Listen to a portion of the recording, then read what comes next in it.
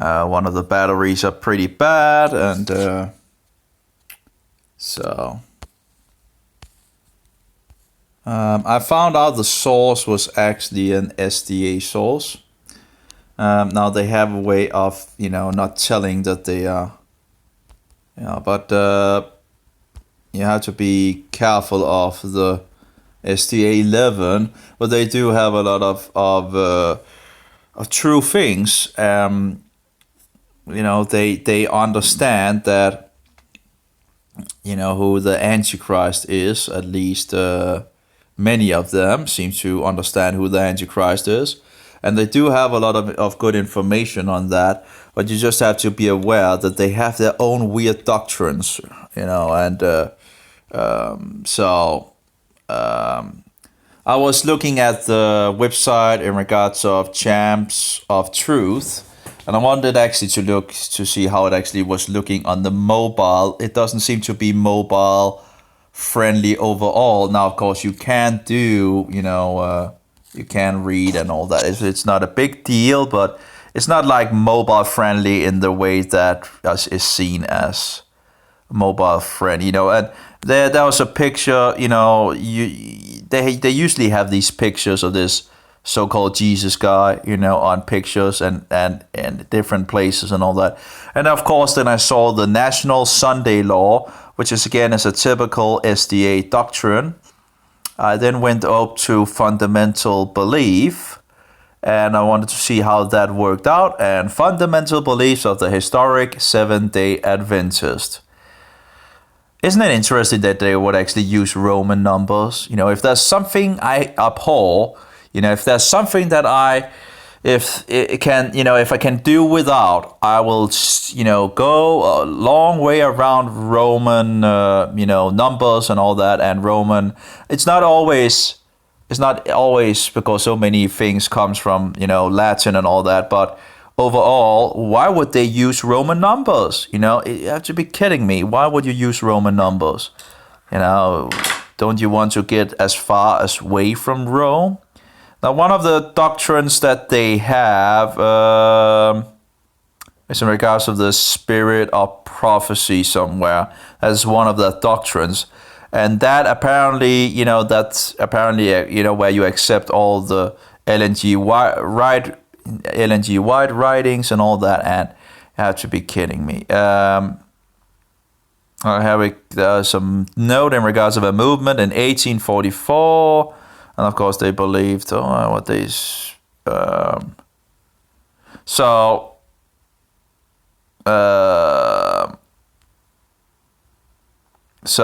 a movement in 1844, which had enlisted the whole interest of thousands upon thousands and thrilled their hearts and enthusiastic hope, was not to be abandoned, especially by its more conservative and sincere adherents, without earnest thought and reflection. The whole field of evidence was therefore carefully resurveyed.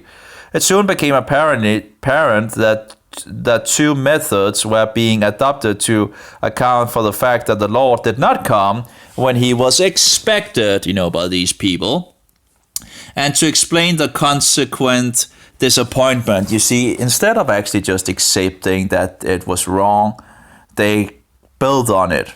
You have to be kidding me. Why would you build on something that is wrong, And it's just stupid. One class at one RAS bound reached the conclusion that they had made a mistake. Oh, maybe I should turn it around so you can see it a little bigger. Let's see. One class at one RAS bound reached the conclusion that they had made a mistake. The thing is, first it was 1843, and then it didn't come by, and then some other people thought, it must be 1844, and then the Miller, the guy that was in regards to the head of the movement, I guess, jumped on the wagon as well. Yeah, I'm totally sure that it must be 1844, not 1843. And after that, as I understand it, Miller was at least honest enough to know that he was wrong, and thereby, but some people couldn't accept that, so they built on they built on it. It's just stupid.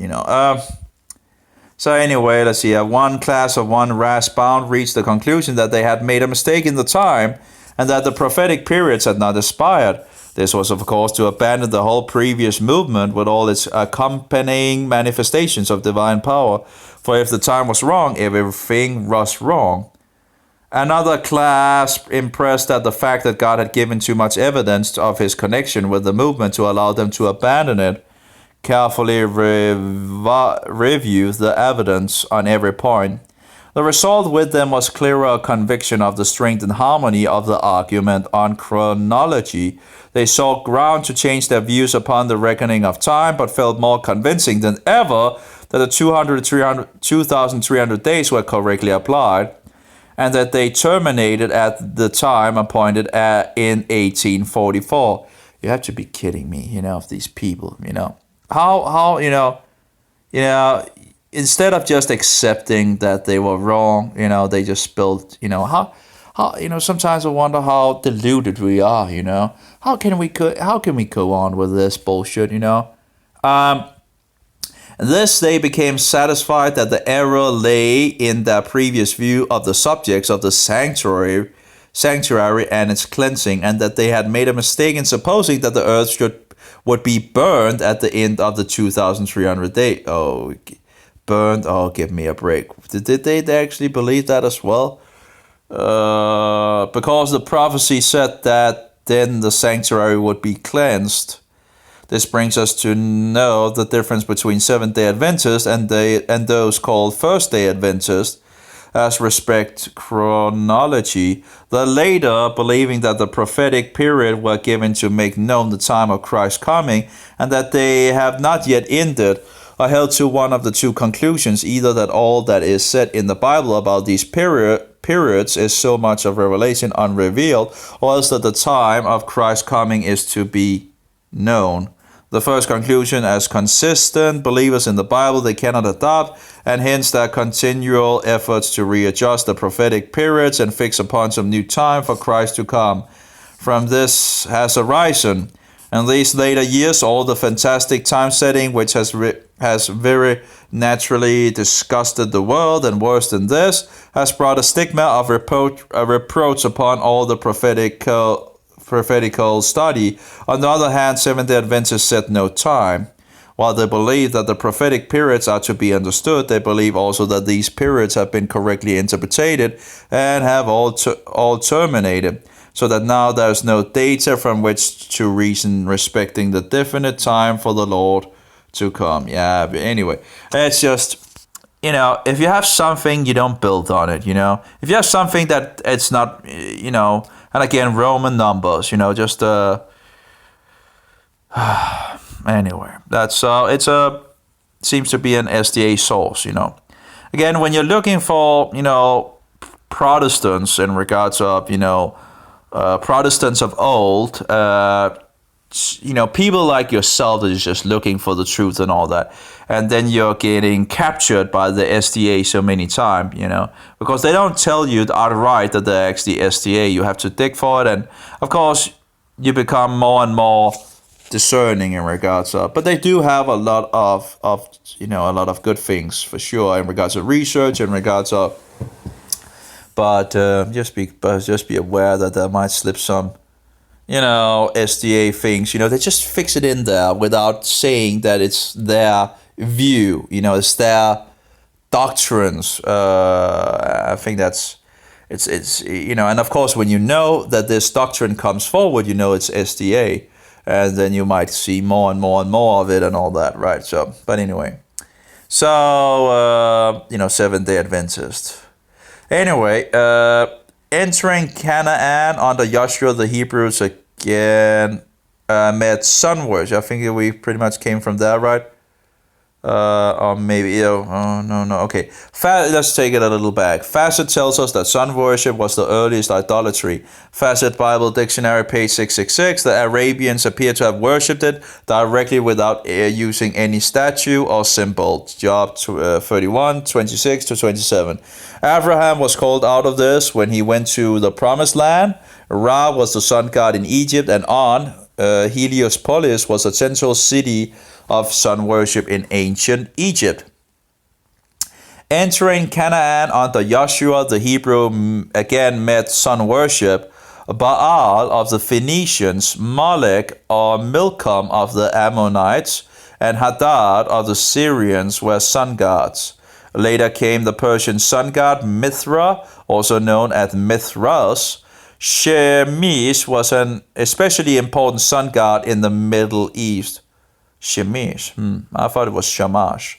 But anyway, but later, at least, if you look up the dictionary and search Shamash, you will find the pagan trinity of the East. Anyway, later in Egypt, but again, looking at how they say, instead of Shinar, they say Sumer. In regards to the Bible is Shinar.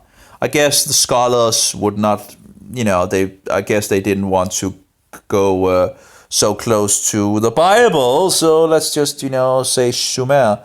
And actually they found out that actually should have been an H in it, so it would be Shumer. And of course that makes it even closer to Shinar, which also have a H in it. But anyway, now it's Sumer because apparently they made a mistake, and of course, apparently we won't, they don't like to correct themselves, apparently. So, anyway, and of course, biblically, we should just use Shinar because usually that's the point. I think that then people would know what it was. Oh, this is in regards to Shinar? In regards to the Bible? Yes, it is. Anyway, Shemesh was an especially important sun god in the Middle East. Later in Egypt, the god of the sun disk was known as Aton. The temple at Baalbek was dedicated to sun worship. And we can get it a little here. Again, I don't know why they have this. Again, I'm also looking into how the mobiles, so I'm looking into making the home page and all that. And I'm really, I have WordPress and I have HTML and CSS and Java, and I'm really not sure which direction I actually should take it, because it does seem if I take WordPress, you get that, you can build it like Lego, you can build it like bricks and all that visually without too much coding and all that. But then again, I'm hitting into a lot of issues in regards to WordPress where I'm thinking this doesn't really, just finding a theme that I can, there's not I haven't found a single theme that I'm satisfied with, pretty much. And that, there's all these themes that are out there are just a really heavy, huge amount of things, I just not really in the direction that I, and of course WordPress does also seem to be a lot heavier than actually if you make it just in direct HTML and CSS and Java. But of course, I don't, all these things, it's just, it's not so easy to, coding and me don't go hand in hand. But if I can just set up the design of it, like I've already looked into, I'm not sure if I still have it open here. Here, for example, here's a test page that I made. Oh, well, actually just mostly copied, pasted from the place where they, show the Java and all that, and just toyed a little around with it. But this is very fluently, and you have the menu. It works pretty good on mobile. I could turn it around here. One thing I would like to do was to have the menu go along. When you go down, you should have the menu with you. Maybe the whole thing here with you. But overall, that's something to look into. I know you can do it, and but that's at least very mobile friendly and would be, would be also on the web page would be pretty good. Sitting on a computer with it, it should. So, yeah. I don't know if you could maybe on the computer actually make it so it. Yeah, I don't know. Again, that's I guess you can probably do everything with JavaScript and all that if you just. But yeah, I've never coded in Java, and the coding in me is not really. But at least I could. I liked something sterile and besides being sterile, also being, very, just out of the way for the user just to be able to read things and not too much bullshit graphic and all that. But anyway, and then I could have still the music player at the bottom. So you could take the music player up, from the bottom, and the menu from the top. That would work pretty good. And maybe something from anyway. So the ideas are there, but the thing is, in regards of is it possible for me to do?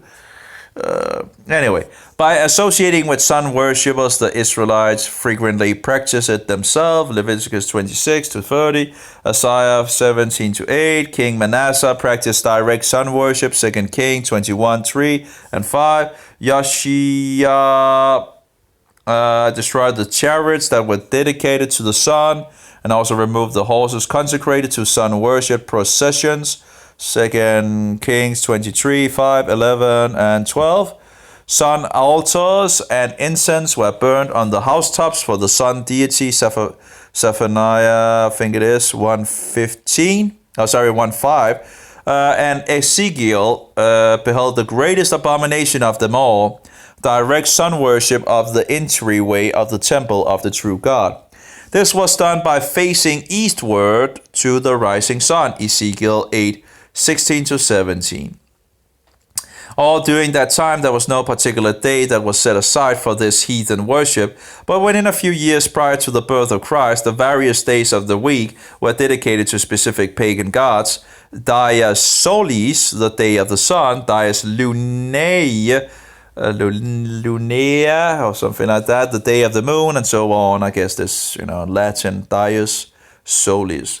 All through the Bible times and for several centuries thereafter, the sacred day of the people of God was the seventh day, the Bible Sabbath. It was the memorial of creation and only weekly Sabbath given in the Bible. And, the Sabbath is in regards of Saturday and all that. So, yep. The sacred day of pagan, but when people, I actually found another group that seems to also promote this thing that the mark of the beast is Sunday. I get to give me a break. The Bible clearly says what the mark of the beast is. I think it's pretty clear. But anyway, it talks about it's the number or name of the beast. In regards to the number 666, that is the mark of the beast. Does that have anything to do with Sunday? No.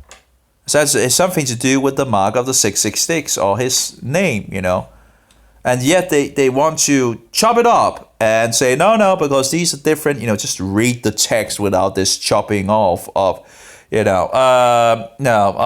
so they're promoting this, that this is, and of course it's interesting because I've heard the Catholics or read some sources on Catholics that says the last Pope or the last Antichrist would actually, turn it back to Saturday. So if that is the case, if the Catholics believe that when the last Pope or the last so-called Pope is there, that he will turn it back to Saturday, well, what will the Seventh Adventists then do at that point? Being so focused on the Sabbath instead of the. Anyway, we'll just have to see, I guess. But I think they are way off in regards to that. But that's my view, and I know another. I found another congregation that also promotes this, and I was like, "Are you SDA?" No, that they pointed to apparently the Bible saying that the mark, just go and read the book of Revelation. The mark is what is it? Revelation 17 or something like that. I can't remember. But anyway, it talks about it that the number is the number 666. Whosoever does not have the name of the beast or the number or his number, can't buy or something. I can't remember it directly. But it doesn't talk about being Sunday. Anyway, or the first day of the week. So anyway. So I think they are absolutely wrong on that occasion.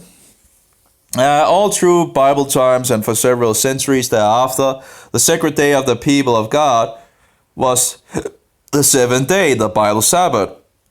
It was the memorial of the creation and only weekly Sabbath given in the Bible. And I agree with that. The Sabbath is the Sabbath and it's not Sunday. So I absolutely agree that it's one of the fourth commandments and all that. So I absolutely believe that we should go back to it.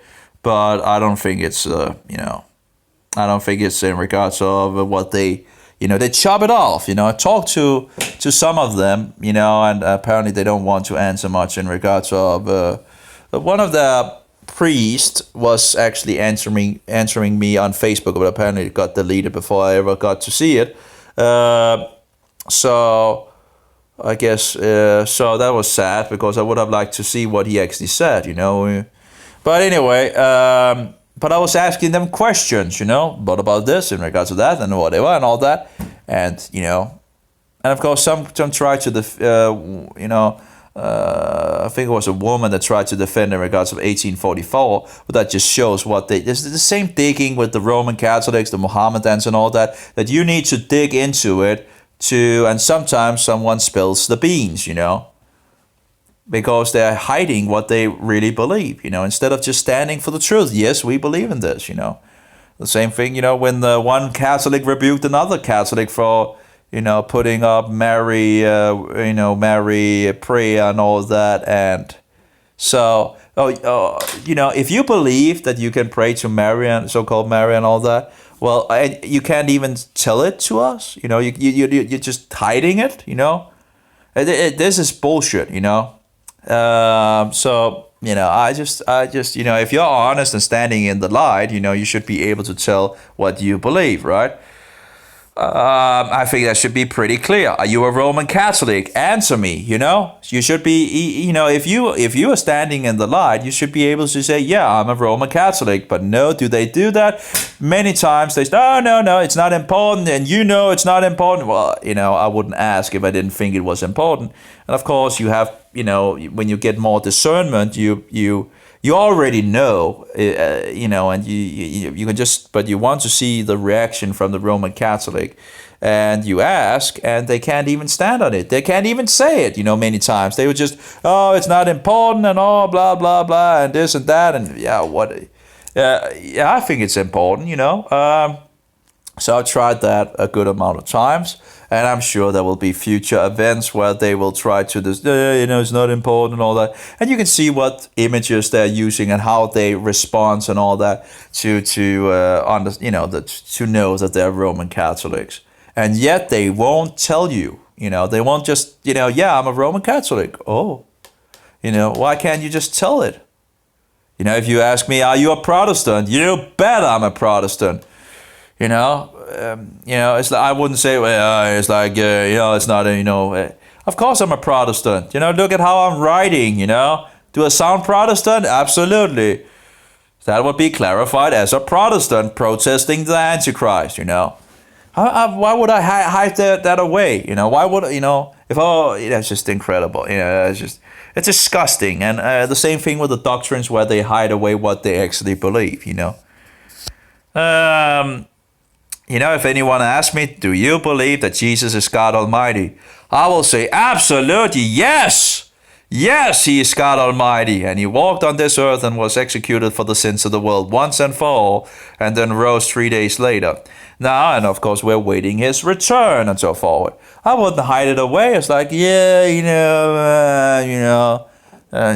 like ecumenical bullshit, Anyway. All through Bible times and for several centuries thereafter, the sacred day of the people of God was the seventh day, the Bible Sabbath. It was the memorial of creation and the only weekly Sabbath given in the Bible. And of course, God says that, you should keep this to remember in regards of creation. 6 days are created and the seventh day. Well, what have we forgotten? Well, we have forgotten in regards of how God created the creation. Maybe that's something to do that we left the Sabbath as well, and don't give the blessing anymore, and don't think about, it's just a little, Satan take a little and a little here and a little there. Anyway, the sacred day of paganism was the memorial of the sun god, the first day of the week. His day was called the venerable day of the sun, Sol Invictus, what's it called? In Latin is venerable soul in regards to the soul. Yeah, well, yeah, the venerable day of the sun. How this is where Mithra comes in, for just as the planetary week, each day named for a different planet in the sky, played a very important part in the worship of the sun, so Mithra became important as the healing sun god after the time of Christ. Actually, I remember in regards, isn't there actually 7 planets in regards of going back to Sumer? I think the Assyrians also in regards to this Sax, where they have, I think they have 7 layers, or did they have more? I can't remember, but they have the moon, and they have the Venus and the sun and so forth. There will be 3 of them, and other planets and all that. Anyway, and one of them, well, they have another trinity as well in regard. But again, if you see the images from Sumer, you see the trinity of the moon, Venus, and the sun again and again and again and again on these images, and you see it in the Hittites or the Hittites, the Babylonians, the Sumerians. You see it so many places, the Akkadians and so forward and so forth. It's really widespread. Under different names and so forward, but pretty much, and of course, paganism have a way of, changing a little here and changing a little there and all that, but that doesn't mean it's still paganism. Anyway, now this is where Mithra comes in, for just as the planetary week, each day named for a different planet in the sky, played a very important part in the worship of the sun, so Mithra became important as the leading sun god after the time of Christ. By the beginning of the 1st century, Mithraism had become the largest sun worship cult of the Western world. Within the next 200 years, it had become the largest pagan religion in the Roman Empire, surpassing all others. And it's interesting, how is it that just went away, in less than 100 years, Well, what happened in the 4th century? Well, you have Constantine. And then you have Christmas, you have the tradition of the Mithrist, that Roman Catholicism takes upon itself, and just call it Christmas and say, oh, Jesus was born on that day, when it's actually in regards to the the high point of the year of pagan festival. And then, of course, it begins to be spread. John Chrysostom is promoting it in the late 4th century, and he having trouble because some people is like, this is something new. This is not something we have kept. And of course, he's attacking the Judaizers and in regards to the festivals of God, and he's a Romanizer. Anyway, it had become the largest pagan religion in the Roman Empire, surpassing all others. The Romans called him by a new name, Sol Invictus, the invincible sun. Now, as I understand in regards to Sol Invictus, but the information might be wrong and all that. But, the overall idea is that it's all pagan bullshit. But this was, as I understand it, Sol Invictus, the word Sol Invictus is an ecumenical term because there was different sun gods, under different names in the Roman Empire. So what do you do if you want to celebrate? If you go by an ecumenical expression, so every sun worshipper can worship, even if they use different names and all that. That's one source I read, I remember. So anyway, the invincible sun.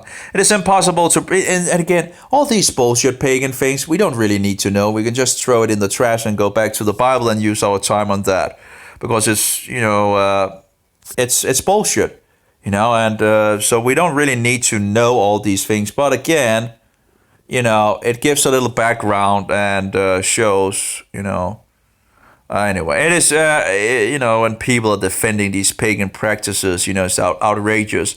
And saying, oh, it's nothing to do with paganism. You have to be kidding me. Christmas have nothing to do with paganism.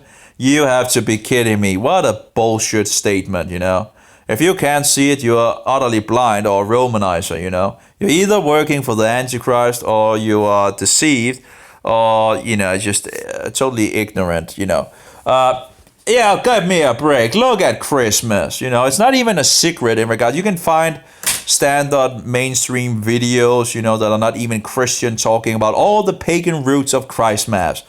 And you're going to tell me, oh, it's nothing to do. Oh, give me a break. It's just incredible how people will, and defend here and there. Anyway, it is impossible to properly explain the dramatic changes that took place in Christianity without mentioning Mithraism. For during the first 3 centuries after the death of Christ, it became the greatest pagan rival of Christianity. And Mithraism was an outstanding counterfeit. It has such features as a dying, rising savior, special religious suppers, a special holy day in the weekly cycle that was different than the Christians, the Sunday, and introductory baptism of its converts in the blood of a slain bull, as well as several other similarities. It counterfeited the religion of the true God more cleverly than did any other religion up to that time in history. Mithra was especially worshipped by the Roman soldiers, and whenever they went throughout the empire, they spread the worship of Mithraism. When Augustus Caesar became emperor several decades before the birth of Christ, Mithraism was already spreading out westward from Asia into Europe. And throughout the Roman Empire, since it was the Roman generals that frequently took command on the death of an emperor, this hastened the spread of Mithraism. As might be expected with the passing of time, the more worldly Christians of the Roman Empire began keeping the first day as well as the seventh day. Yeah, typical things, little by little, people succumb to the devils. Time really works for the devil. It's incredible. And if we do not pull row from Satan, he takes it all, And anyway.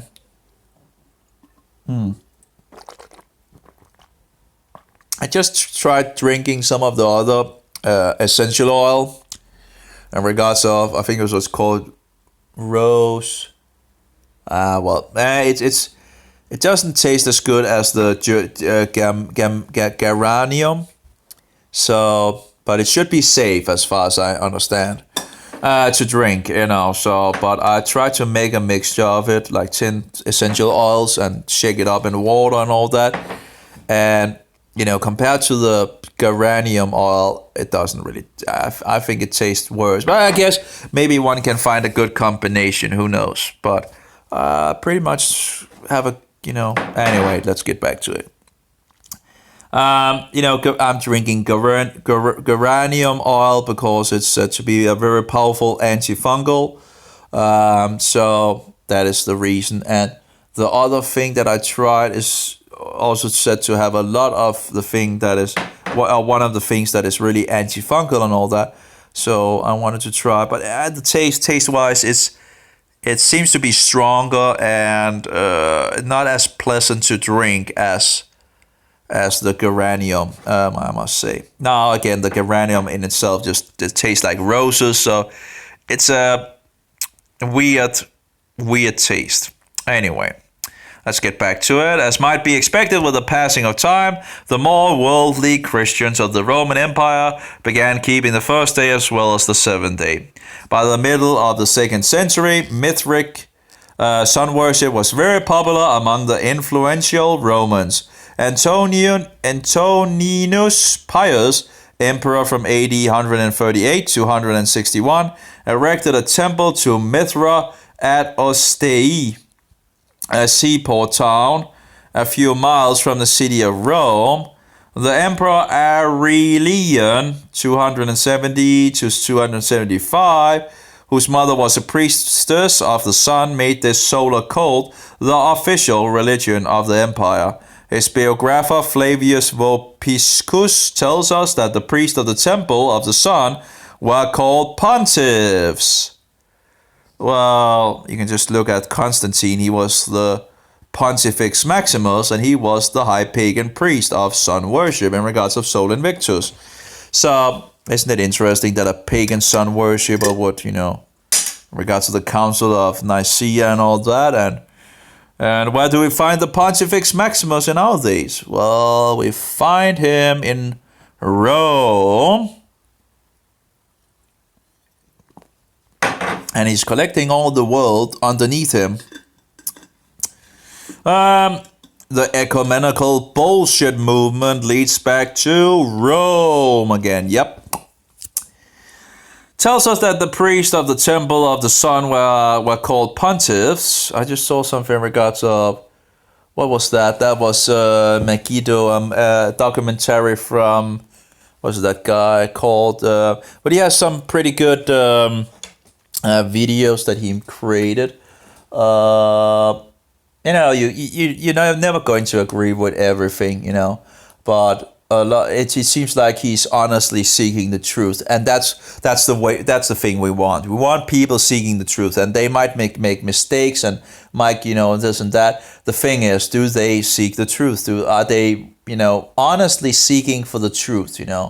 And I think this guy is honestly seeking the truth, and he has a lot of good information. Now, again, he might be wrong on some things here and there, but again, the question is, I'm wrong with things as well sometimes, and thereby,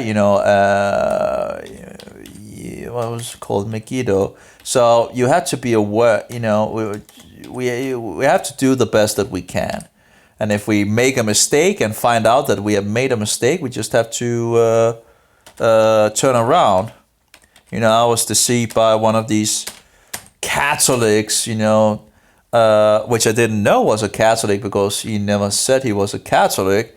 And he was promoting this in regards to the Mohammedans, was in regards of, and Mecca was in regards of the, and the more I studied the scriptures, the more issue, but I was led astray for a time in regards to that. And then later on, I actually found out he was a Roman Catholic. And then, of course, it made all sense. Megiddo. I think it was called Megiddo documentary, but there's one and number 2, Megiddo Armageddon. I should actually have it on my Facebook here.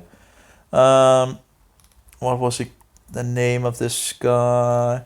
Oh, by the way, it was called Palma Rose, I guess, in regards. I'm not sure if that is Palma Rose. Yeah, Palma Rose. It was Palma Rose. It's really strong compared to the geranium, but again, it's said to be healthy.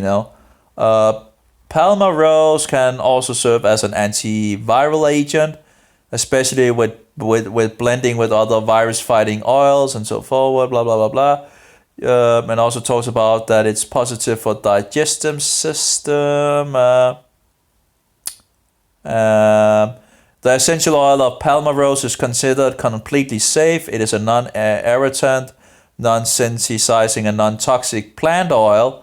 However, as a precaution, I advise you to never use it without dilution. I recommend blending Palma Rose with a milder carrier oil like coconut oil and so forth. Anyway, he also talks about Palma Rose essential oil has been rated as general regarded as safe, apparently by the U.S. Food and Drug Administration. I wonder if they have a list in regards of essential oils that they, maybe I can. This is from Dr. Mercola, or Mercola or whatever. Anyway, maybe he, could ask him in regards of, a list in regards of essential oils that I'll do some digging into that or whatever. But anyway, Megiddo 1 and 2, but it doesn't really say who actually. But there's a guy that stands for these Megiddo, and he has a great voice as well. But I was seeing that, and he was talking about something I can't even remember now. But anyway. And he seems to be one that looks for... But again, one have to be careful because Yeshua warned us about wolves in sheep clothing. But he has a lot of documentary in regards of history, forgotten history, and how Rome has... and he also believes that the Antichrist is the poop, And I would absolutely agree with him on that. So he seems to be in the right direction. When people are not standing against who the Antichrist is, you have to be somewhat suspect of it. If people have been, Christians for 10, 20 years or whatever, and they are in the position of, standing on the podium and speaking and all that, and they do not promote who the Antichrist is, I would really be concerned, in some sense. have to be kidding me. If you have studied the Bible for 10 or 20 years and you can't see the problems, that seems a little fishy, But anyway, by the middle of the 2nd century, Mithric sun worship was very popular among the influential Romans. Antonius, pious emperor from AD 138 to 161, erected a temple to Mithra at Ostei, a seaport town a few miles from the city of Rome. The emperor Aurelian, 270-275, whose mother was a priestess of the sun, made the solar cult the official religion of the empire. His biographer Flavius Vapiscus tells us that the priests of the temple of the sun were called pontiffs. They were priests of their dying rising savior Mithra and reigned as his vicegerents. I don't know, but in regards of Constantine, he was known as the Pontifex Maximus. So, someone appointed by ruler as an administrative vicegerent. And again, you could just look at Constantine. He was the head of sun worship, the Pontifex Maximus.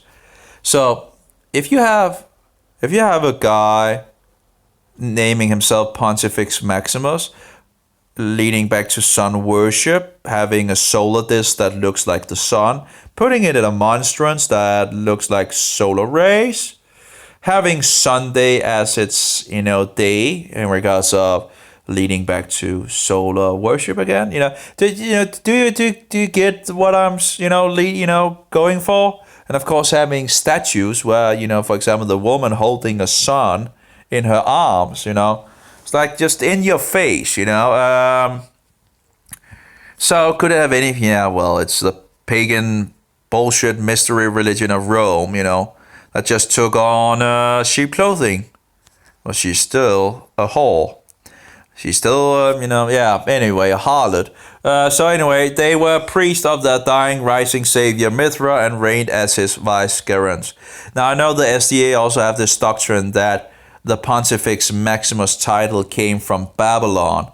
But as far as I can see, at least from the sources, I was reading on Wikipedia, and they said, now of course one have to be careful, of course, as well with Wikipedia, but they said that the Pontifex Maximus was already there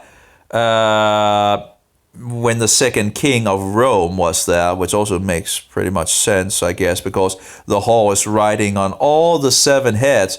Now, I guess that's another thing that the SDA seems to, they talk about she is riding on the beast. No, she's sitting on the 7 heads, not on the back of the beast. She's sitting on the 7 heads. And these heads represents, the different, the kingdom, for example, the Caesars and the 7th one is the dukes, I think it is. I might be wrong in regards to that, but I know Jörg did some research on that, and I think it's the dukes that comes after the Caesars for a time, and then the 8th, which is one of the 7, which is number 6, as far as I can gather. It's the number 6 head. It's in regards of Caesar, because Caesar is still here in this world. Caesar is the Pontifex Maximus. He is the Antichrist. He's the Roman Antichrist. So he's the man that sets himself above everything in this world, both in political and spiritual matters. If you want to know where the Antichrist is, just look at where the world is being led. It's being led directly to the Antichrist. So his biographer, Flavius Vopiscus, tells us that the priests of the temple of the sun was called pontiffs. They were priests of their dying rising savior, Mithra, and reigned as vicegerents. Under Emperor Antoninus Pius, Mithra was by official decree entitled Sol Dominus Imperial Romani, the sun, the Lord of the Roman Empire. And his holy day was declared to be the day of the Lord. This name and his other name, Sol Invicto, Invincible, sun, appear together on his coinage. And again, it's if when people say, "Oh, the day of the Lord," no, John, the Apostle John, was in the Spirit on the day of the Lord. That must have been a Sunday. Oh, wait. What is the day of the Lord? Well, the day of the Lord, Yeshua says, the Son of Man is Lord of the Sabbath. Oh, yeah. So sun worship. Okay, let's try that again. And his holy day was declared to be the day of the Lord. This name and his other name, Sol Invicto, Invincible Sun, appear together on his coinage. Sun worship continued to be the official religion of the empire until the time of Constantine. Well, Constantine was still a sun worshipper. He was still the pagan high priest. And again, what happened in 4th century is very interesting. And I would really like to see more history on that times, because a lot of things are going on, and I know there's a lot of things going on, and it would be very interesting to read more of other people that have researched the history of that century. As far as I have gathered, there's a lot of persecutions of real Christians, and Judaizers and all that.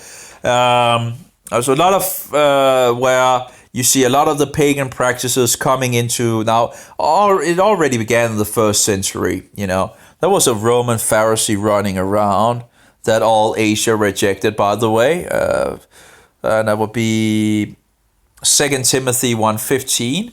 If you go look at 2 Timothy 1:15, all Asia rejected Paulus.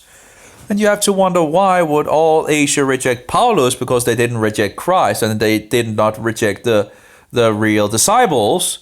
We know Apostle John was in the area. We know Apostle Philip was in the area. And most likely a lot of other disciples was in the area of Asia Minor. Asia Minor became the great light in the world, for Christian truth.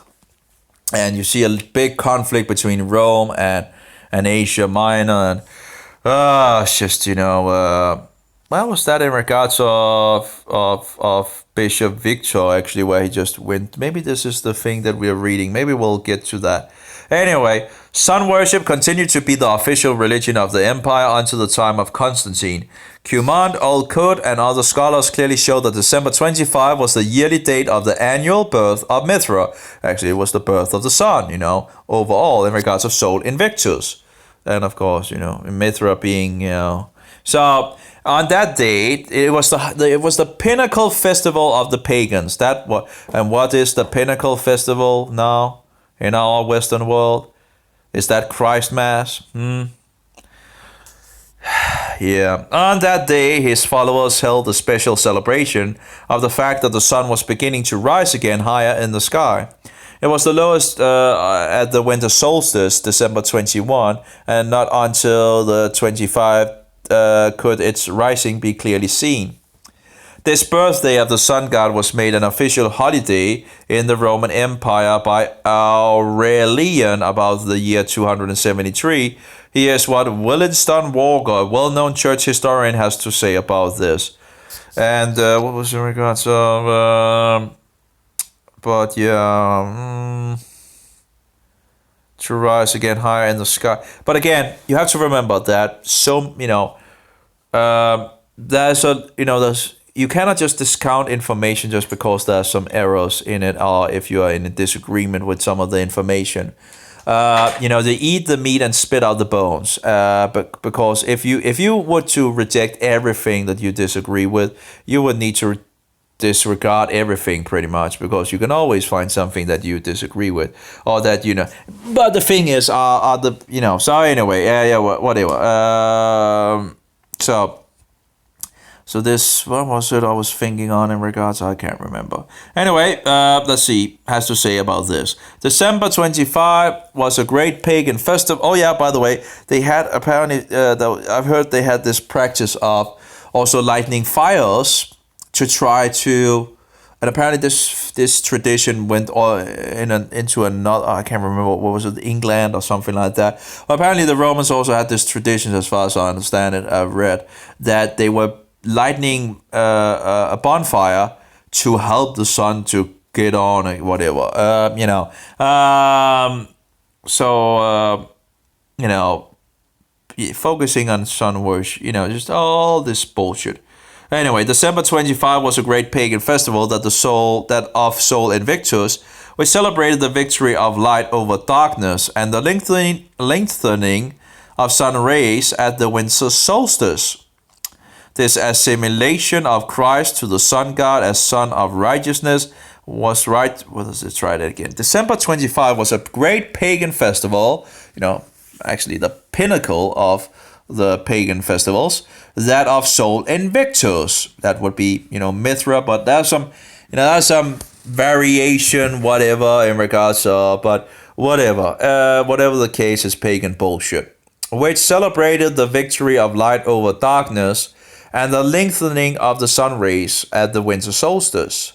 This assimilation of Christ to the sun god as son of righteousness was widespread in the 4th century. Yeah, because Christmas wasn't celebrated before the 4th century by the Christians, It was beginning, it came around at that point. So we have Catholic sources saying, yes, Christmas took over in regards of Mithra, just a replacement of, have to be kidding me. So what was widespread in the 4th century and was furthered by Constantine's legislation on Sunday, we shouldn't do as the Judaizers or the Jews and all that. Oh, give me a break. Which is not unrelated to the fact that the sun god was the titular divinity of his. Titular, that's right. That's a titular of relating to legal title to something. Titular.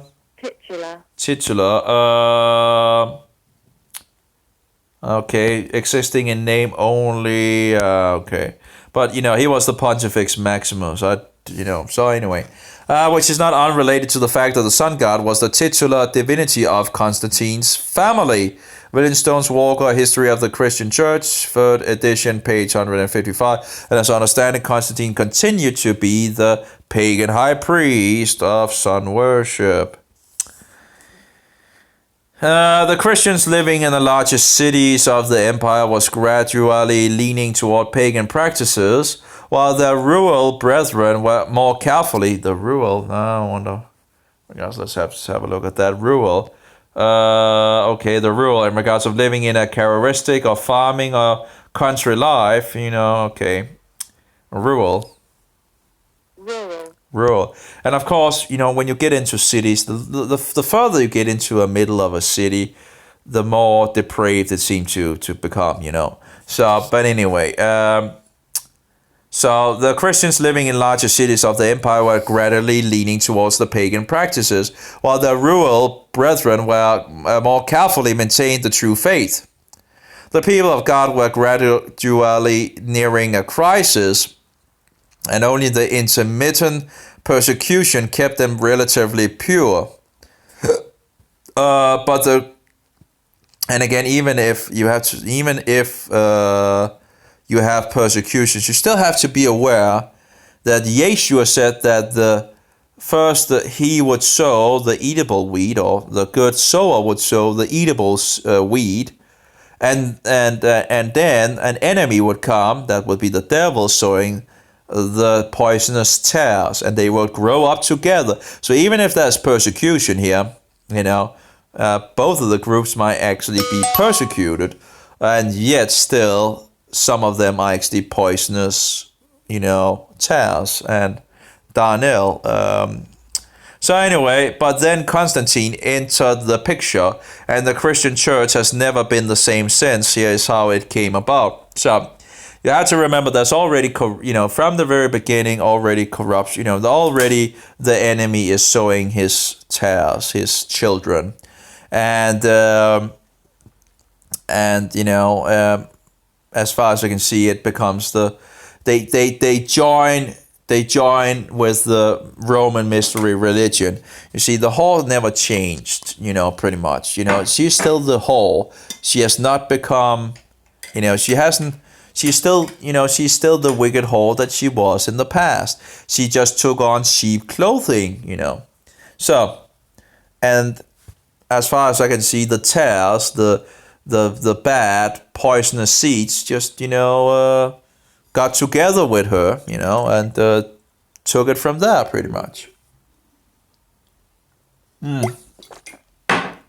But she is far, far older. She goes back to the kingdom of Rome at the beginning of creation of Rome and all that. The Roman Empire. It starts with a Roman kingdom, and then you have these different heads. You have the Caesars, that's the head number 6, and then you have the 7 head, which is in regards to the dukes, and then you have the 8, which is one of the 7, that would be the 6th head and all that, and he's the 8, so he's there now. Every man in the office and seat of the papacy is that man, Antichrist, so who is against and takes the place of Christ, which of course the one that takes the place of Christ is the Holy Spirit, and not the man of death, or the man of sin, whatever you want to call him, the man full of dead men bones. So the Decian persecution of Christians began in AD 250 and was ended by an edict of Gallienus in 260. Again, there was peace for Christians for a few years until Diocletian's heavy-handed persecution of 304 to 305. He became emperor in 284, and the next year he appointed 3 men to help him manage the government: Maximian Galerius and Constantius Glorius. In February 303, he began an intense persecution of Christians. 4 edicts followed one another in quick succession, each more severe than the one preceding it. The 4th, in 304, ordered all Christians to offer sacrifice to the pagan gods or be slain. That might be the time where the Christians might think, maybe we should go another place, Maybe we should leave the Roman Empire. Maybe it's time to leave, and go another place, And there's, I would think that there's enough places in the world that needs the good news of Christ, right? Not only in regards to the Roman Empire, but, I don't know. Anyway, of course, in regards of the martyrs are the seed of, of Christianity, pretty much. Something like that, when people die, it seems a lot more Christians are springing forth, I remember hearing this story about a woman and all that, and some of the things was very curious in regards of, and that was early on. I don't know, it's up to God to sort things out, how and he, who is his and who is not and all that. But just be aware there are, Yeshua told us that an enemy will sow the bad poisonous seeds. And he told us to be aware of wolves in sheep clothing. Now, what is a wolf in sheep clothing? Someone that looks like a Christian, but is not, So, the 4th, in 304, ordered all, and I would point to Roman Catholicism being, a flock of wolves in sheep clothing. And the greatest of them all, of course, is the Antichrist. The 4th, in 304, ordered all Christians to offer sacrifice to the pagan gods or be slain. Constantius Chlorus was the only one of Diocletian's commanders that did little to persecute Christians in his territory of Gaul, modern France and Britain. In 305, Diocletian retired due to poor health, and Maximian abdicated from his position. This left Constantius Chlorus, Galerius, and 2 new co-rulers, Maxentius and Licinius, as the leaders of the empire. Constantinus Chlorus died in 306, and his son Constantine took his place. And by the way, in regards of, when you actually look in regards of did Rome create Islam or Mohammedanism? Did they train Muhammad and so forward? If you think about it, what could be the, what is it called? You have alibi and you have another word that, motive. So what could be the motive that Rome would like to have? Would create this filthy religion. Of the Mohammedans. Well, they had, you see, the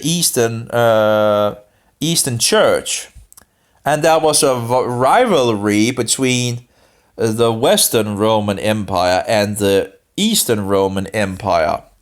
So how do you get in control? How do you, when you have, problems in regards of authority and all that, how do you destroy, the right leg, and how do you get, control again? Well, if you train a guy like Muhammad and all that, and he goes out with the sword in his hand, destroys a lot of Christians as well in North Africa and Asia Minor and all that, and of course destroys the whole, the empire of the East, the Roman Empire of the East.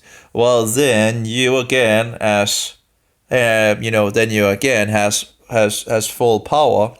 You don't have anyone going against you. So that would be the motive. One of the motives that Rome, wanted control, and they had this struggle with the Eastern Roman Empire in regards of, and of course in regards to the biblical terms, Rome is the whole. So that biblically, that's the one that we need to focus on and all that. So that would be a motive for Rome actually training Muhammad and so forward, and giving, and actually you can see giving over half of the old Roman Empire to the Mohammedans and all that. Anyway, that's, at least it's a motive in regards to that. And of course we see things in regards of we will destroy the West, by we will use Islam to destroy the West, in regards of we control, because we control it or something like that. I can't remember the exact quote and all that. They seem to be in control of Mohammedanism, so it wouldn't be a big surprise anyway. They seem to control everything. Like communism goes back to Rome. Mohammedanism seems to go back to Rome. Everything seems to be going back to Rome, The U.S. is the hammer of the Vatican, Every road leads to Rome. It's just, and of course Roman Catholicism leads back to Rome, of course. In regards of, you have a huge amount of the world under the wings of the Antichrist in our days. You just see this ecumenical bullshit movement where they collected together under the wings of the Pope, and you can see what the Roman Catholic Church are promoting evolution in regards. It's just, apparently it seems like the evolutionistic idea seems to be promoted also by Roman Catholic bullshit. You see one of these fake finds and all that was done by a Jesuit priest. Jesuit priest was in the and then of course you see in regards to the Big Bang is in regards of Catholic as well, which of course is not biblical. All this bullshit. So all roads leads to Rome. They are attacking us on so many levels. The truth, of course, they're children of the devil.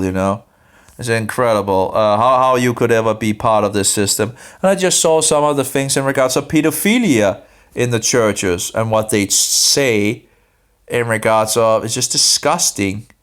And there's a movie made in regards of I really think they should have it. They could have made it an hour longer and got more details in regards to, because it was actually pretty interesting to see in regards of how these Catholic priests just see it like nearly like a normal thing to do these things with children. It's utterly disgusting. And how the Roman Catholic Church are defending these pedophiles and just, fixing them one place to another place and so forward. It's disgusting, Anyway, how can with all the information out there, I don't understand how anyone can be a Roman Catholic. Then you have a Roman Catholic, having access to the Vatican information and all the, the documents and all that, finding out that there's, a huge connection between the Vatican and Nazi Germany. And he's just discredited it, and he's still a Roman Catholic. I have no idea. I don't know if he's still a Roman Catholic to this very day, but he was still, I think he sadly is, he's still alive. But give me a break, then his own system begins to attack his findings. And, the big propaganda machine of this bullshit system. And, you have to be kidding me. But he's still a Roman Catholic because he's using this argument. Oh, there's bad popes and good popes. Oh, give me a break. Oh, give me a break. Give me a break. How blind do you need to be, It's just in your face. One thing after another. And yet people, cling to this bullshit organization. Anyway. And the cookie god, Anyway, but then Constantine entered the picture and the Christian church has never been the same since. Here's how it came about. The Decian persecution. Oh, let's see here. We're already okay. Territory. Okay, we got a little up here. So let's see, modern France and Britain. In 305, Diocletian retired due to poor health, and Maximian abdicated from his position. This left Constantinus Chlorus, Galerius, and two new co-rulers, Maxentius and Licinius, as the leaders of the empire. Constantinus Chlorus died in 306, and his son Constantine took his place. A bitter fight between rival claimants for the throne began. Its outcome would determine the new master of the Roman Empire. In April 311, an edict of toleration was extended to the Christians by Galerius and Constantine. Galerius died the next month. Fighting for the throne continued. The crucial military engagement took place on October 28, 312, in what is generally considered to be one of the decisive battles of history, the Battle of Mulvian Bridge. A rapid march southward and several successful battles in northern Italy brought Constantine in Saxarubra, a small town north of Rome, just south of him, on the north side of the Tiber River, was the encampment of Maxentius. Near it was the Mulvian Bridge that spanned the large river. In the battle which followed, Maxentius was slain. Was Constantine a Christian at that time? There is no doubt that he was tolerant to Christians, but heathen emblems continued to be used on his armor and coins, and he retained the pagan title of Pontifex Maximus. That is in regards to the high pagan priest. And I remember like a quote from him in regards of, like trying to, what shall we say, soften, it's just incredible bullshit, Anyway, early in 313, Constantine and Licinius met at Milan and agreed to permit not merely toleration but full freedom to the Christians. That decision is known as the Edict of Milan. Christianity was now legally equal to that of any religion of the empire. All confiscated church property was ordered to be restored. Licinius, co-ruler of the empire, later began persecuting Christians in the eastern third of the empire, but he was defeated by Constantine in 323. So, okay. The mother of Constantine, Helena, had turned to Christianity when her husband Constantius, Constantine's father, had divorced her. But Constantine never clearly became a Christian until perhaps as he neared his own death. In all of his contacts with Christianity, Constantine used it as a political springboard. In his court, he consulted with pagan philosophers and scholars as well as Christian ones. Regarding Christian doctrine, he chose always to favor that which certain church leaders wanted in order to ensure unity. Yeah, in an ecumenical union, Beyond that, he had no personal interest in the belief of the church. Yet through it all and afterward, Constantine continued to be a pagan.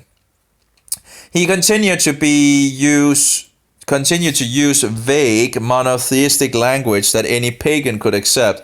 During the earlier years of his supremacy, he carried out patiently the ceremonial required of him as Pontifex Maximus of the traditional heathen cult.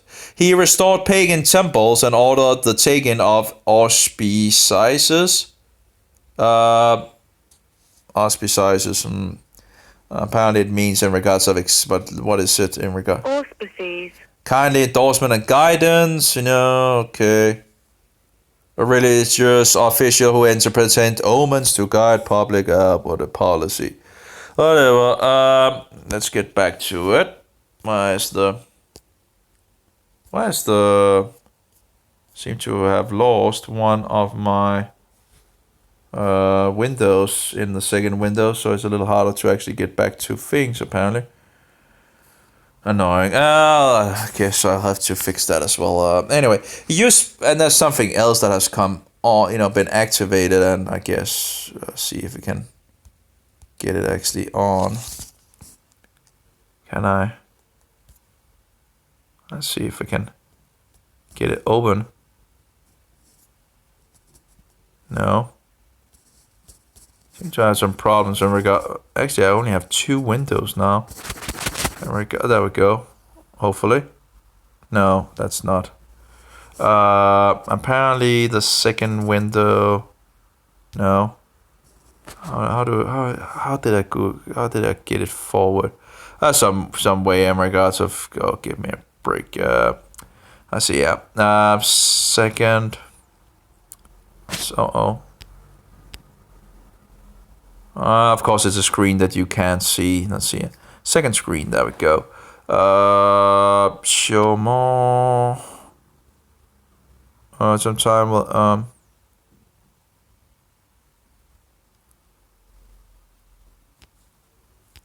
Where is it? Why can't I? Apparently, I can't remember where you set the. Oh, there we go. I don't need that one. Recent apps. That's the one I want. Shortcuts. I don't really need anything else. Upcoming plans and all that. Yeah, I don't know why that has been turned off. Date, time, and all that. Yeah, whatever. Let's get back to it.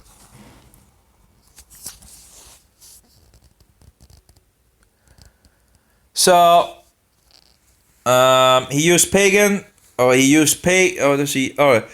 restored pagan temples and ordered the taking of the auspices by examining livers of freshly killed animals. He used pagan as well as Christian rites and dedicating Constantinople, which is now taken over by Mohammedans. He used pagan magic formulas to protect crops and I think it is still under. It's in Turkey, isn't it? Anyway, he used pagan magic formulas to protect crops and heal disease. Well, Duran, Caesar, and Christ, page 656. The question is, would a Christian really do that? I don't think so. A Christian will stand against all the. But anyway, of course, a Roman Catholic, a Roman Universalist would do whatever,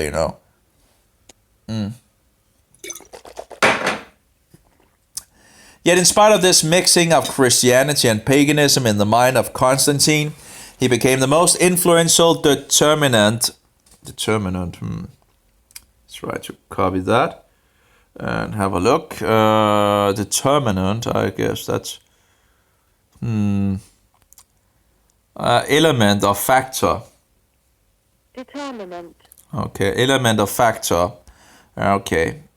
I guess you could. The thing is, as I understand it, there was more persecution actually of Christians in the 4th century than all the centuries before that. So so it's really that is one of the reasons I would like to know more about the 4th century, because a lot of things are going on. And anyway, yet in spite of the mixing of Christianity and paganism in the mind of Constantine, he became the most influential determinant of Christianity for more than 1,000 years. For it was through his political... I think actually people was talking about that we actually goes into the Dark Ages at that point. So in regards of after the Nicene Council, that takes us into... It begins to take us into the Dark Ages. Anyway, so that doesn't sound like a good thing, does it? For it was through his political support that Satan couldn't kill off the Christians. They were just becoming more and more. So what do? Well, you infiltrate it, right? And then you take it over, from the inside.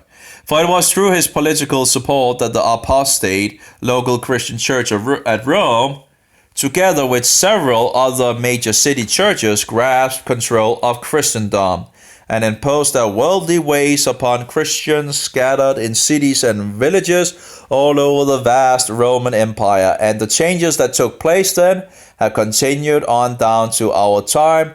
How very important it is that we understand what those changes were. On March 7, 321 AD, the first national Sunday law in history was issued. This was the first blue law, not sure what a blue law is, to be issued by civil government. Here's the text of this Constantine's first Sunday law decree. So there we go, and he doesn't like the Jews, if I remember correctly. So, and the Judaizers, you shouldn't have anything to do with the Jews. Let's see if we can look up the blue law. I guess maybe that's in regards of a statute regulating works on Sunday. Okay. Well, on March the 7th, 321 AD, the first national Sunday... Oh, yeah, that we already... Okay, let's see. So, Constantine's first Sunday law decree. Let all judges and townspeople and occupations of all trades rest on the venerable day of the sun. That would be Sunday. Nevertheless, let those who are situated in rural district, that was, outside towns and all that, freely and with full liberty attend to the cultivation of the fields, because it is so frequently happens that no other day may be so fitting for plowing grains or threshing vineyards, lest at the time the advantage of the moment granted by the provision of heaven may be lost. But again, what does God say about that in regards to the Sabbath?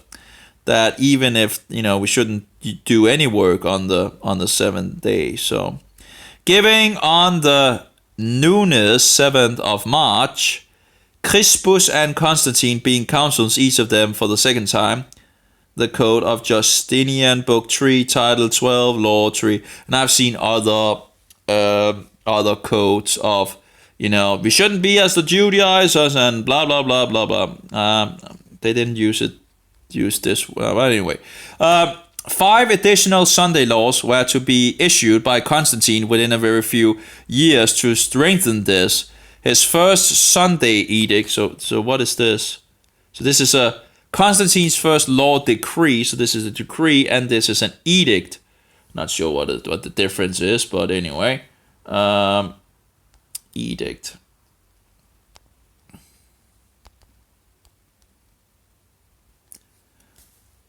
A formal or authority, public proclamation, a law, a legally binding command or decision entered on the court record. And again, as I understand it, persecution of Judaizers was very prevalent in the 4th century. And even as I understand it, even the pagans was horrified of how the Christians was killing Christians, the so-called Christians, was killing other Christians, who, the question is, who was the, anyway, of course there's many factors and all that. And in the end, it's up to God to judge in regards of who is his and who is not. Anyway, 5 additional Sunday laws were to be issued by Constantine within a very few years to strengthen this. His first Sunday edict. When Constantine was issuing his Sunday laws, was he consistent Christian? Hardly. At that very time, he was embellishing the temple of the sun in Rome. Embellishing.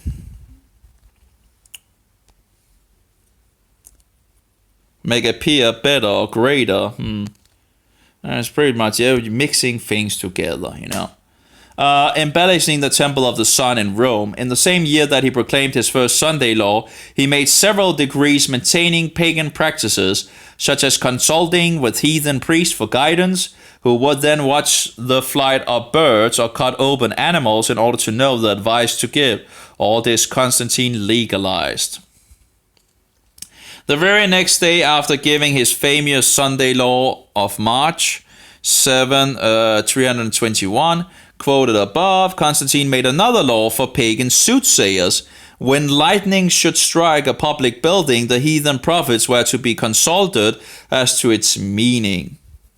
Yeah, to be kidding me. Constantine's Sunday law was made to favor both the Christians and the Mithrites in that law. Christianity is not mentioned. The day is called the Venerable Day of the Sun, Venerabili Dei Solis. That was the mystical name for the worship of Mithra, the sun god. Both the heathen and the Christians knew this. The objective of Constantine and high Christian church officials was to bring peace through mutual compromise. Yeah, compromising. Oh, we can get a little peace in regards of compromising, right? But where does it really lead us? And then a little more compromise, and a little more compromise, and a little more compromise, and what is then left? Not much of real biblical Christianity. It was on the doctrine of Sunday that the religions of the empire could best unite. Sunday's sacredness was common both to the sun worshippers and to compromising Christians, making that day the sacred day of Christendom could bring the heathen into the church. And so it happened. Well, and I remember one of the quotes, I think it was from Tertullian or something like that, where he says, the pagans are more, they're more honest to their religion than the Christians are. Because the Christians are compromising on so many levels, I think it was Tertullian. I'm not entirely sure. Tertullian. Anyway, it is historical fact that when Constantine issued this first imperial Sunday edict of AD 351, enforcing the observance of Sunday by the people of the Roman Empire, he himself was still a worshipper of Sol Invictus, the invincible sun, Mithra, as well as being the Pontifex Maximus, supreme pagan pontiff or priest of Roman heathen worship as the state religion. I lost it. In regards to sun worshipping. In regards to Mithraism, that a huge amount of Mithraism got into the Catholic Church, Both he and the Christian leaders at Rome were half-converted Christians, and together they worked to unite all under one church roof. In another of his 6 Sunday laws, he gave the order that the soldiers be marched out into the field every Sunday morning for a sunrise service, there to recite a prayer as with closed eyes they faced towards the rising sun. Pagan ritual had required that they face the sun in a sunrise service as they gave their prayers to the sun god. So this feature was required in this Sunday edict. Victor Duray, a French historian, tells us more about this. He, Constantine, sent to the legions to be recited upon that day, Sunday, a form of prayer which could have been employed by worshippers of Mithra, Serapis, or of Apollo. Apollo, in regards to the book of Revelation, that we have Apollyon, right? Apollyon, that seems to actually go back to the end, a sun god. Anyway, I think I saw an image of Apollo where in his most natural form, or in regards of the sun. Anyway, quite as well as by a Christian believer. This was the official sanction of the old custom of addressing a prayer to the rising sun. Victor Duray, History of Rome, Volume 7, page 489. I do in regards to Serapis. I don't know who Serapis is, but must be a sun god of some kind. Oh, well. Again, we don't really need to know all these things. We can just throw it in the trash and go back to the Bible. That's the focus we actually should have. because you can use now until your death to go into all these pagan practices and bullshit traditions and all that. Oh, we could just focus on the Bible, you know. I guess it's just to get a little more sense of what actually has been going on in the last couple of hundreds of years to try. You know, it's nice. It's still nice to know some history, to see how the devil actually works and what has been going on. Franz Command in Astrology and Religion Among the Greeks and Romans, page 55, explained that Sol Invictus Mithra was the family god of both Constantine's father as well as himself. Careful historians have concluded that Constantine passed his Sunday laws at the instigation of Christian leaders. Oh, really?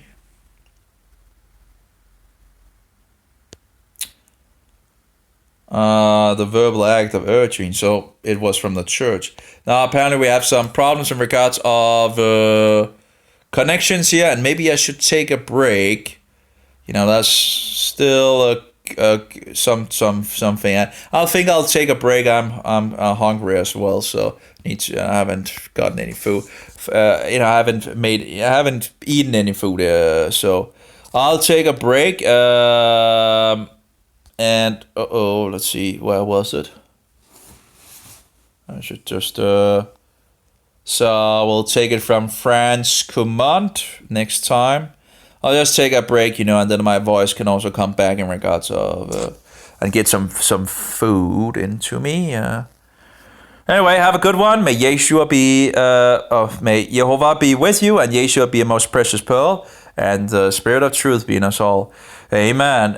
Yeah, sorry, my brain is not totally with me. You know, the antifungals are having an effect on me, and of course, all the information overall does. You know, I have too much in my head, so I'm pretty strained out. But anyway, in regards to the antifungals, I have to, you know, to try, you know, and hopefully things will sort out, you know, in a couple of weeks. But I don't know. It's still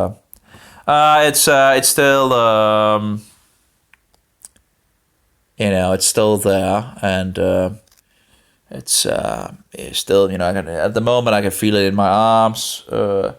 Can feel some heating in my legs. I can feel it down in my groin area and all that. But yeah, so it's I guess, you know, we're all going to die, you know, at some point. But it would be nice to, you know, get it under control. But yeah, I'm not sure I can get it under control.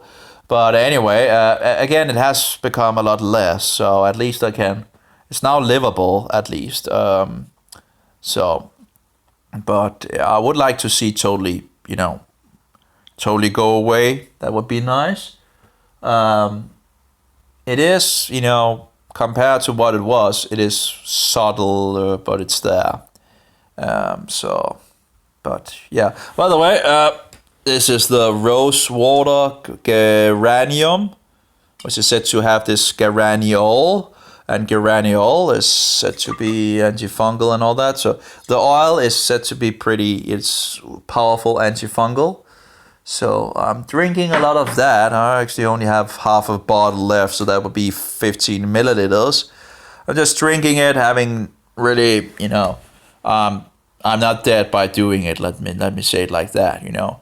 So and I don't really feel totally, you know, but I tried the other thing, and I had the other standing over there, and I put this other oil that I have, which is also having a lot of geraniol in it, which is said to be eatable as well. You know, you shouldn't have any problem in regards to taking it, as far as my research goes. And I put 10 drops of that and shaked it up and all that, but that's just tasting more powerful than the geranium. I don't know, maybe over time one can, and of course, you know, some combinations of different oils, you know, might make it, you know, peppermint. Putting some peppermint always helps, you know. It's always nice to have some peppermint, right? So maybe one could make some really good combinations, and then of course you would have getting positive effects from the different kinds of oils would have different kinds of things in them. But, of course, still have to be careful of not poisoning myself. But yeah. Okay. I don't know. It seems like the programs are working pretty good in regards to how much it's uploading at the moment. I had another application that was actually pretty good, no advertising or anything like that. But sadly, I found out it wasn't really totally correct.